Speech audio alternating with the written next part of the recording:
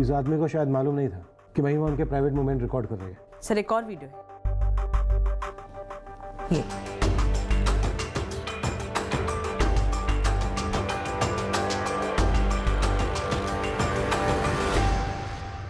ये एक ही pen drive मिला? सर श्योर होने के लिए हमने घर का कोना कोना छान मारा। शायद हमारी ये थ्योरी सही थी सर कि कोई कुछ तो ढूंढने आया था जो नहीं मिला।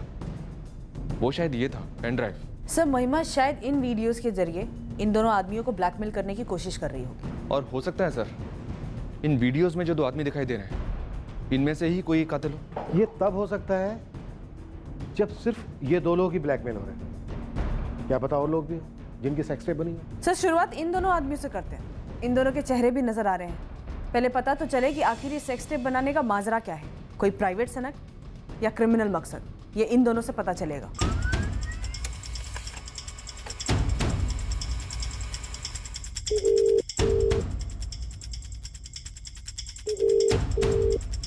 नमस्कार परमार साहब। नमस्ते घनश्याम, क्या हालचाल? बस परमार साहब लगे हैं महिमा बिस्ती केस में।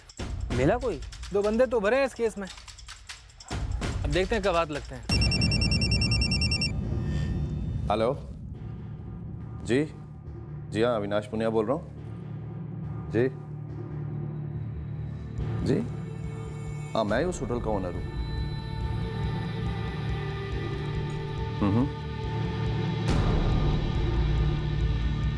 ठीक है मैं। हेलो जी हाँ, मैं जयराम बाफना बोल रहा हूँ जी। जी हाँ, मैं बैंक में सर्विस करता हूँ। जी जी जी हाँ।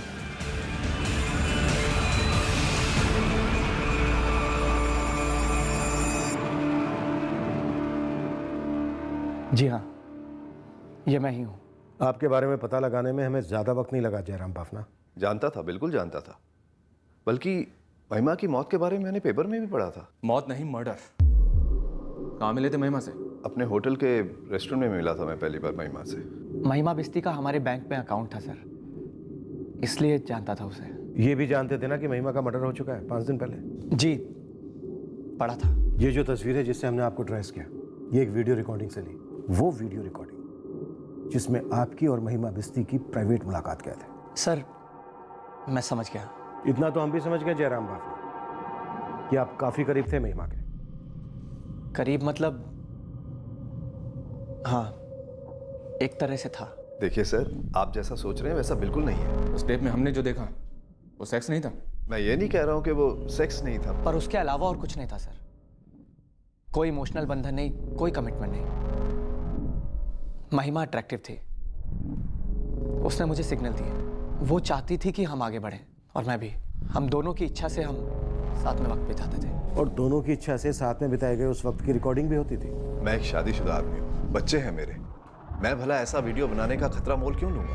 मतलब खतरा था महिमा से? मेरे और महिमा के बीच में जो भी जिस्मानी ताल्लुकात थे वो हमारी मर्जी से थे। लेकिन उसने ये वीडियो कब बनाया, कैसे बनाया, मुझे इसका बिल्कुल आइडिया नहीं। और उसके बाद ही तो ये सारा कुछ शुरू हुआ। क्या? ब्लैकमेल सर, और क्या। महिमा पैसे मांगती थी मुझसे सर, हजारों में नहीं लाखों में। मुझे झटका उस वक्त लगा जब उसकी असलियत सामने आई।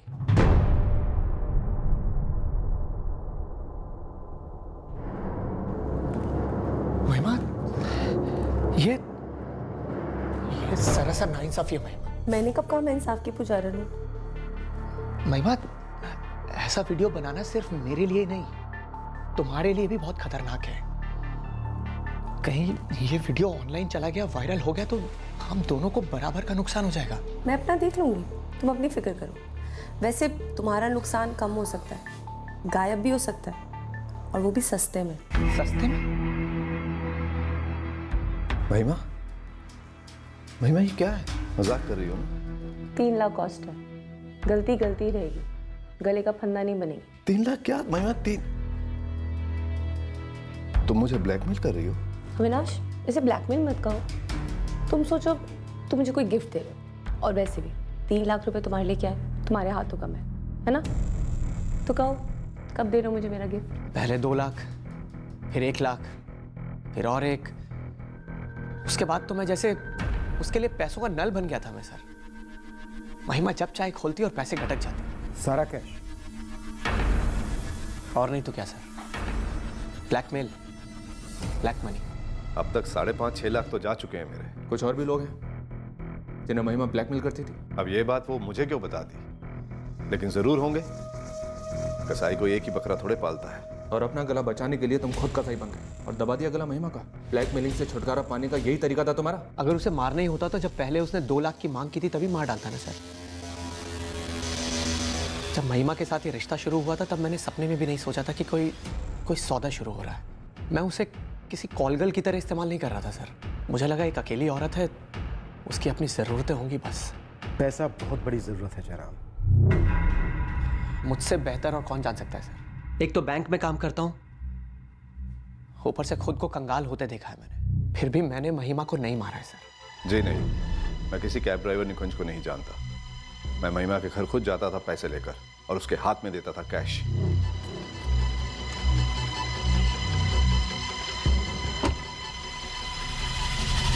रहस्य नंबर 1 तो क्लियर हो गया कि महिमा अपना लोन बिजनेस कैसे चला रही थी।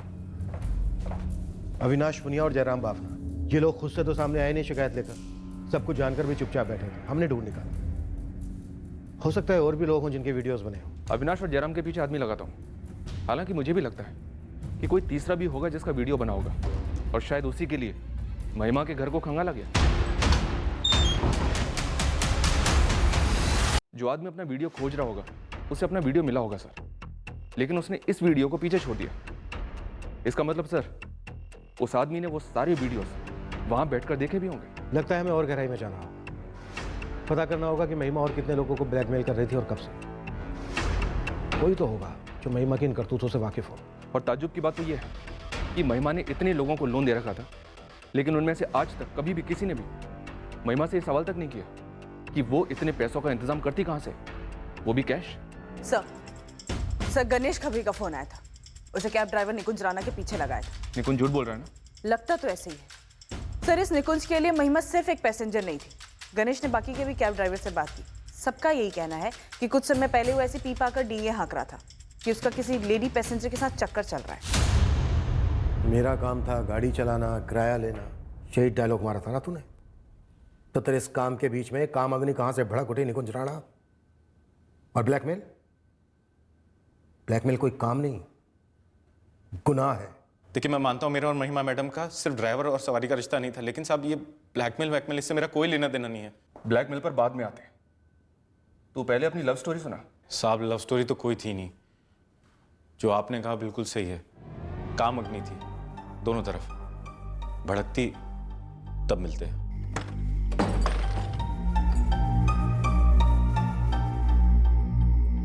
एक्सीलरेटर, ब्रेक, क्लच तीनों महिमा मैडम के हाथ में ही रहते साहब। जब उनका मूड करता वो बुला लेती। महिमा ने तेरे साथ भी वीडियो बनाया था क्या? ब्लैकमेल कर रही थी? मुझे ब्लैकमेल करके उनको क्या मिलता साहब? पैसे तो मेरे बटुए में उतने ही हैं जितने हैं। मजे तो मैं वैसे ही दे रहा था।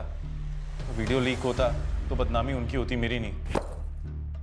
तू अब भी सच नहीं बोल रहा है। तू 30 नवंबर की रात को महिमा के घर गया था। अब तो ये बोल कि महिमा को तूने अपने किसी मकसद के लिए मार डाला या फिर किसी और के लिए? साहब नहीं साहब, मैं उस रात अपने घर ही पे था साहब। उस रात मैडम ने मुझे फोन करके नहीं बुलाया था साहब। तो फिर कौन गया था बोलना? ये गया था या ये गया था या ये दोनों गए थे? अबे तू इतनी बार महिमा के घर गया है, इनको तो पहचानता ही होगा ना? साहब मैं इनको नहीं जानता, मैं सच कह रहा हूँ साहब। मैंने एक बार झूठ बोला था कि मैं मैडम को यहाँ वहाँ ड्रॉप करता था, जबकि वो मुझे फोन करके घर बुलाती थी। बस एक बार कोई हमसे झूठ बोले ना, बस उसके बाद हम उसके हर सच को भी झूठ की तराजू पर तोलते हैं। आखिरी मौका है तेरे पास। अगर तूने सब कुछ सच सच नहीं बोला तो चार्जशीट तेरे नाम की बनेगी और तेरे नाम पर ही बनेगी। साहब मैं बेगुनाह हूं साहब। मैंने महिमा जी को नहीं मारा है साहब।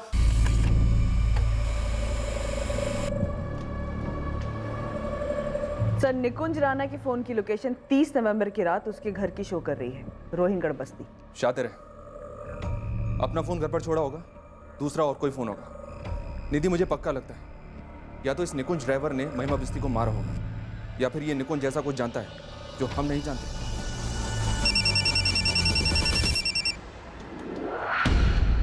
नमस्ते परमार जी।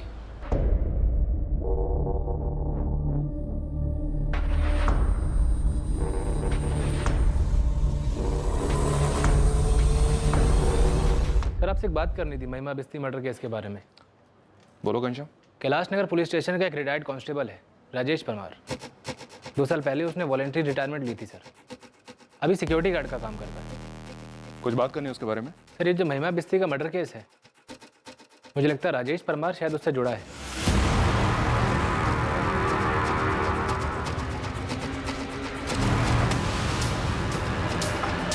निकुंज राणा के फोन रिकॉर्ड में राजेश परमार का नंबर बार बार फीचर होता है। पक्का दोनों में जान पहचान। सर पहले मुझे अजीब नहीं लगा, लेकिन अब सोच रहा हूँ कि इन्वेस्टिगेशन शुरू होने के दूसरे दिन से ही राजेश परमार मुझे लगातार फ़ोन करता रहा केस के बारे में जानने के लिए। और घनश्याम क्या हाल है? बढ़िया सर जी, आप कैसे हैं? कैसे याद किया? बस भाई अखबार में पढ़ रहा था वो महिमा बिस्ती मर्डर केस के बारे में। तुम्हारे थाने में ही होगा ना केस? जी परमार साहब, अभी तो तहकीकात शुरू हुई है पर कोई लीड हाथ नहीं लगी है। सर तब मुझे अजीब नहीं लगा क्योंकि मैं उनको जानता हूँ। लगा शायद ऐसी बातों बातों में पूछ लिया होगा। फिर जब मैंने गणेश खबरी को निकुंज के पीछे लगाया, उसने बताया कि राजेश परमार निकुंज से काफ़ी मिलता रहा है। और फिर हमने जब निकुंज को पूछताछ के लिए उठाया, उसके साथ साथ राजेश परमार के भी मुझे लगातार फ़ोन पे फ़ोन आते रहे। सर तब मैं सोचने लगा कि राजेश परमार महिमा मर्डर केस में इतनी दिलचस्पी क्यों ले रहा है। सर ये निकुंज जरूर सब जानता है। शायद महिमा का ब्लैकमेल हो रहा विक्टिम निकुंज को जानता होगा और उसने महिमा की सुपारी निकुंज को दे दी होगी। फिर निकुंज ने राजेश परमार को अपने साथ मिला लिया होगा। पुलिस कांस्टेबल था राजेश, इसलिए फॉरेंसिक को क्राइम सीन से कातिल का एक भी फिंगरप्रिंट नहीं मिला सर। राजेश परमार को पता नहीं चलना चाहिए कि वो हमारी रडार में। पहले इस निकुंज राणा को तोड़ते हैं। निकुंज, लॉकर, कबर्ड, महिमा के घर की हर चीज से उंगलियों के निशान मिटा दिए गए थे। और ये कैसे हुआ हमें पता है। उन मिटे हुए निशानों ने कातिल पर उंगली उठा दी है। हीरो, कातिल हमें मिल गया है। कत्ल का पूरा चिट्ठा हमारे सामने खुल गया है। 30 नवंबर की रात को तू महिमा के घर गया था।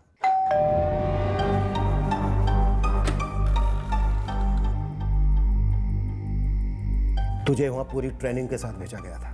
ऐसा दिखाने की कोशिश की गई जैसे चोरी हुई है, और चोरी हुई भी, लेकिन पैसों और गहनों की नहीं। सिर्फ 150 रुपए के एक पेन ड्राइव की, जिसमें सेक्स टेप थी, जो महिमा ने बनाई थी किसी को झांसे में फंसाने की। और तुझे भी झांसे में फंसाया गया कत्ल करवाने के लिए।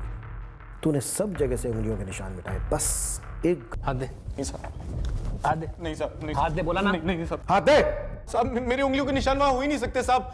साहब मैंने कुछ नहीं किया, मैंने नहीं मारा महिमा जी को साहब। तूने, सिर्फ तूने मारा है महिमा को, और अब तू मरेगा फांसी के फंदे पर लटक कर। नहीं साहब, मैंने कोई कत्ल नहीं किया साहब। सबूत है हमारे पास। सब कत्ल का इरादा कभी था ही नहीं। महिमा जी नाराज हो गई, लेकिन उन्हें मारने का इरादा मेरा कभी नहीं था साहब। नाराज हो गई? हाँ साहब। क्यों नाराज हो गई? मैंने उनको कत्ल नहीं किया है साहब। मैंने नहीं मारा किसी को साहब। अगर तूने नहीं मारा है तो फिर किसने मारा है? अब उन्होंने बोला था कि कुछ नहीं होगा, बस मुझे अपना मुंह बंद रखना होगा। किसने बोला था? राजेश परमार ने? हाँ साहब, वो परमार साहब मैडम जी पे बहुत गुस्सा हो गए। क्यों गुस्सा हो गया? साहब वो मैं परमार साहब को मैडम जी के घर लेके गया था। मैं परमार साहब को तब से जानता हूँ जब से वो कांस्टेबल थे। मैंने बताया उन्हें कि मैं कितने मज़े ले रहा हूँ, तो उन्होंने बोला उन्हें भी महिमा जी से मिलना है, देखना है।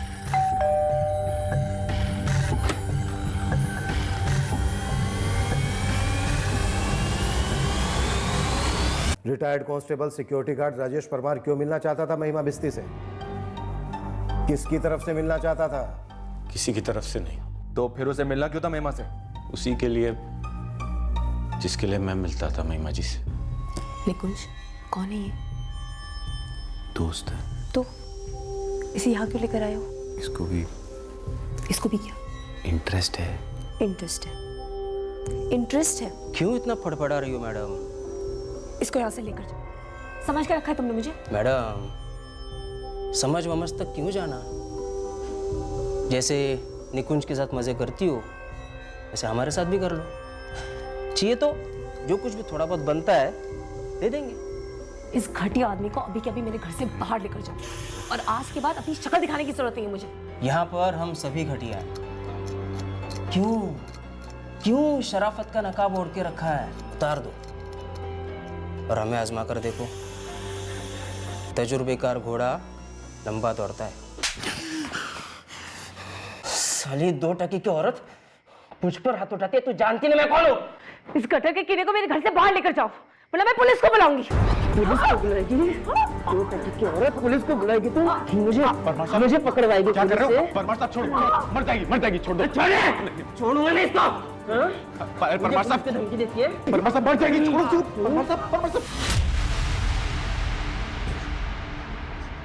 परमार साहब ये क्या कर दिया आपने? सांस नहीं चल रही है। आप क्या करेंगे? एक तरफ महिमा जी की लाश पड़ी थी और दूसरी तरफ परमार साहब शुरू हो गए। एक एक चीज खोलना वोलना, उसके बाद सारी चीजें साफ करना, पोंछना, अलमारी, लॉकर, सब। हम जब निकले वहां से परमार साहब बोले कुछ नहीं होगा, हम पर कभी नहीं आएगा।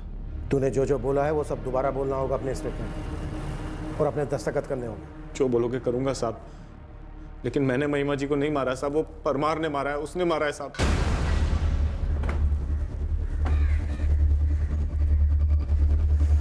राजेश परमार, जय मैडम। चलो तुम्हारा खेल खत्म। निकुंज ने सब उगल दिया है। क्या उगल दिया निकुंज ने?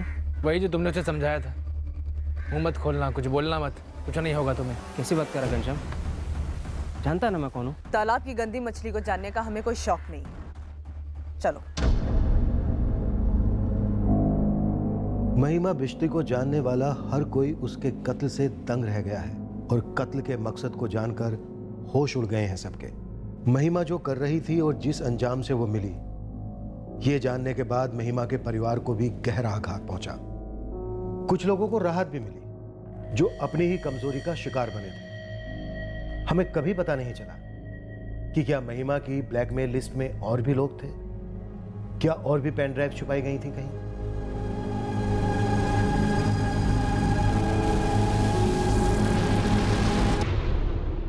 हम किसी के प्यार और जिस्मानी रिश्तों के फैसलों पर कोई आलोचना नहीं करना चाहते, लेकिन अगर ये फैसले ब्लैकमेल जैसे जुर्म को जन्म देते हैं तो ये बात केवल निजी नैतिकता तक सीमित नहीं रहती। वो जुर्म है। दो बालिकों के बीच पूरी सहमति से बिताए गए करीबी पल केवल उन्हीं के होते हैं। उन्हें चुपके से रिकॉर्ड कर किसी को बदनामी की धमकी देना, उस पल को हथियार बनाकर पैसे ऐंठना या कुछ और करवाना, ये एक संगीन जुर्म है। फिर चाहे वो कोई मर्द करे या औरत, वो जुर्म है। अपनी तन्हाई, अपनी लैंगिक इच्छाएं तृप्त करने के लिए महिमा ने जो भी किया, ये उसका निजी मामला था। फिर चाहे कैब ड्राइवर निकुंज राणा के साथ उसका रिश्ता हो या फिर किसी और के साथ, किसी के निजी फैसलों को देखकर उसे टेकन फॉर ग्रांटेड लेना बिल्कुल गलत है। अपनी मानसिकता से उभरती जरूरतों को पूरा करने के लिए किसी और के चरित्र को हल्के में लेना, उसकी रजामंदी की परवाह ना करना किसी भी सूरत में सही नहीं हो सकता, जैसा कि इस केस में राजेश परमार ने किया। हम कल यानी